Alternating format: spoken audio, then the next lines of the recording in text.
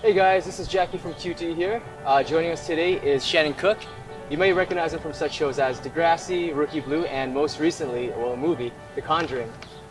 Hey Shannon, thanks so much for joining us today. Thanks for having me. Yeah, awesome.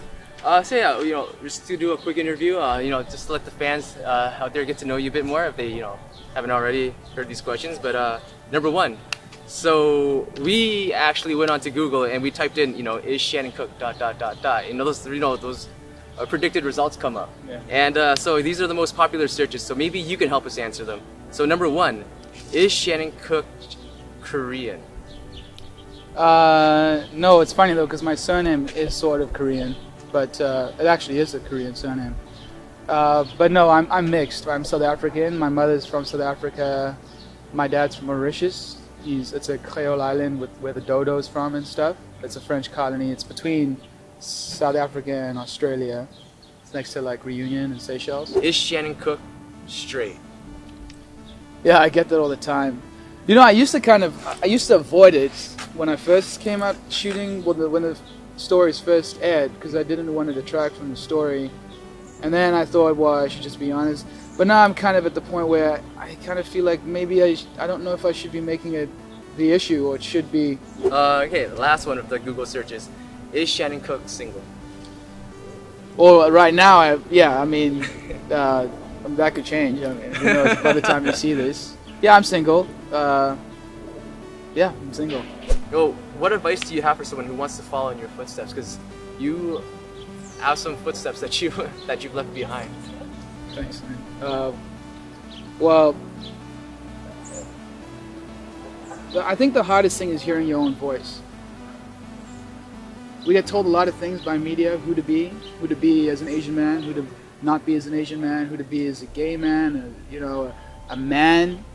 What's a man? And now women are becoming women. And how are you a man? Because the being a man is kind of old school. Being a man when you're trying to exist with women being women. When you kind of list the qualities of what makes a woman and what makes a man, they're pretty much the same thing. I don't think one goes against the other. So your voice is a hard thing to hear with society and stuff, and I think that's the biggest question is what you go to bed with yourself, you wake up with yourself. You will die with yourself. Doesn't matter what people say or what they feel. It's your conscience that has to live with things. So you can't tell what's going to happen in 5 or 10 years, and you can sit there writing theories and drawing charts and stuff. Yeah. I decided to become an actor because that's what spoke to me at the time, and I knew I regretted not doing it at that time. And I said, you know what, I can change my path. I have a life, I'll be fine. I see people with BSCs working in Quiznos, serving me, and everyone struggles no matter what they do. So as long as you're happy doing what you're doing, and if you change your mind tomorrow, that's fine. But it's really about hearing what you want and filtering out the buzz from all the external bombardment, and then following that. And it's okay to change your mind. It's okay. You don't have to know. No one knows. Right. No one knows, and no one really has answers. We can act like we have answers. I don't have the answers, but for me right now, that's kind of what works for me. And maybe think of what you would tell yourself if you see yourself in 10 years, and what you would tell yourself. But don't follow in my footsteps, that's for sure. It's really about being happy, and. Sounds like you're just sort of being honest with yourself there. Yeah, I saw one chart that said, like, does this make you happy? There was a yes and a no. And the no said, try something else, and the yes said, keep going that way. Yeah. Something like that. That's not quite accurate, but it was so simple. Mosquito bit me. It was so simple. They love my blood. So simple, but so it made a lot of sense. And now in situations I'll be like, well, yeah, I guess I just got to change path. That doesn't really work for me. But yeah, do you? Basically. What are your next steps for 2013? And especially as an actor, as a creative person, how do you keep hungry? Because I know some people, when they achieve a lot of things that you've achieved, they might just lie back, be like, oh, I made it. Oh, I have these fans now. Oh, I'm in a movie. Oh, everything's set for me. How do you stay hungry so you can keep improving? Because like you said, nobody's perfect. Everybody's going through struggles. So how do you keep finding struggles in order to keep improving yourself? Funny hearing you say that, because I feel like I have so much way to go. I don't feel like I can sit back at all. And you know, there's also a part of an acting teacher said to me once, you know, he said, you know, if I really have this and this, I'll be happy one day. And then he got that. And he wasn't happy at all.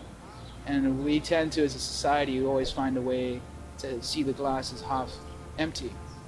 You get things, you get those achievements. I got into this really great school, and then I just didn't feel satisfied. I got into the show, and then I still felt incompetent. And you know, there's always more bombardment, like, buy this, feel fulfillment. You know, the perfect life, or get this. I don't know. How do I? I mean, I worry about rent. I work, and I'm happy to work. Like, I remember cleaning up vomit, being a busboy, and working really crazy hours, and thinking to myself, I really like this, that I'm doing this, because I don't want to be someone that just got this on a silver spoon, Right. and it just kind of fell into my lap as like a 12-year-old, and I've never had to work a job, or didn't like feeling like that. So I like that I was actually having to work for stuff. It makes the victories feel, it gives you perspective. It gives you, the first show I booked was in one of the biggest, best theaters in the country. So nice. And I remember walking in feeling kind of disappointed, thinking, this is so great, but for me, this is not nearly as great as it is for the people who've done this for 20 years and this is their first time, because they know how lucky they are. And I know I'm lucky, but I just viscerally, I don't know. I think I'm straying from the question, but how do I stay hungry? Or Oh, it's how do you stay hungry, and like how does that how do you say plan out your next steps for the year 2013? Oh, it's 2013. Well, I'm doing a movie with Charlize Theron and Chloe Moritz from Carrie and Kick-Ass. Ty Sheridan, he just did a movie with Matthew McConaughey and Brad Pitt as his son in Tree of Life. Really excited about this role. Right. Really excited, and to work with a South African who's a hero of mine, Yeah. big deal for me. So that's coming up later this year. Till then, I'm just going to be trying to pay my rent. It's tough. Everyone thinks it's a red carpet. I work in a bar, and people every shift are like, "Why are you working here? Aren't you famous? Or now you're just some washed up nobody, huh?" And That's exactly how they sound. yeah, that's a real stereotype I just did. But yeah, it's just it's not a red carpet, and we all have to work for what we want. And you know, people. I remember reading Ang Lee's story about how he got to his point after he won his Oscars, and he had a really hard road.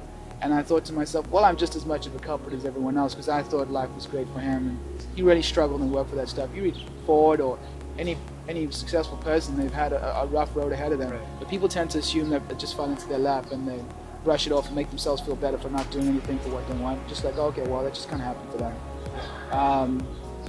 But 2013, I'm just auditioning and working. And as for how to know what's coming ahead, I don't know. But I just kind of keep trying to check in and surrounding myself with honest people. Yeah. And smile along the way. Awesome. Hey, thanks so much, guys. Yeah, well, thank you, you, Shannon. man. Like, this has been like a really awesome opportunity just to talk to you, get to know you a bit more. You too, man. You too. For the fans out there, or for any aspiring actors out there, I hope really this really helped you. Shannon seems to be really honest, down to earth, cool guy, and thanks so much for watching this, guys. Cheers.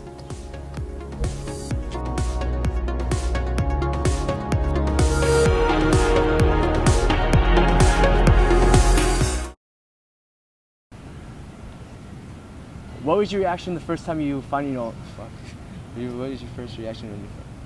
Shannon's making me nervous. Hey, there's too much tension here. Right, No, shake it out. Shannon's making me nervous, alright? It's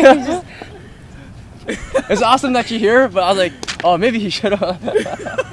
I need to stand it. Somebody less good looking. Give me that geeky guy.